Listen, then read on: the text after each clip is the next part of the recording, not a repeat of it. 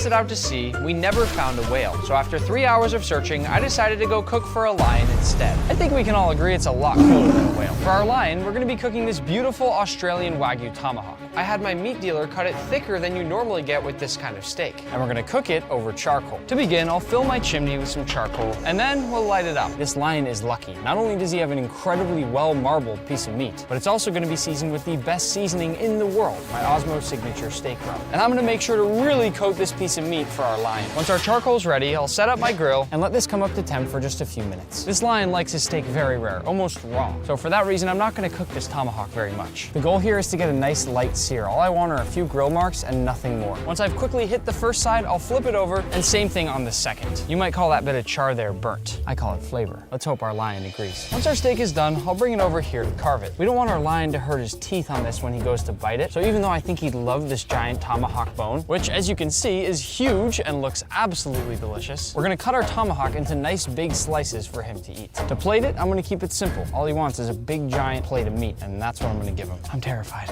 but let's go feed him. This might sound crazy, but I'm about 100 times more scared to feed this lion than I ever was cooking for Gordon Ramsay during my time at MasterChef. Nobody move.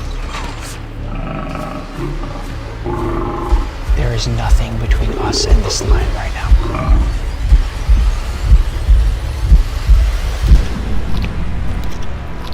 I'm gonna whisper so he eats the steak and not me, but this was the craziest video I've ever done. I just wanna thank all of you watching and remind you to go subscribe and turn on those notifications so you never miss a video. Because if you thought this one was good, just wait until you see the next one. Man, I probably should have cooked this lion a bigger steak.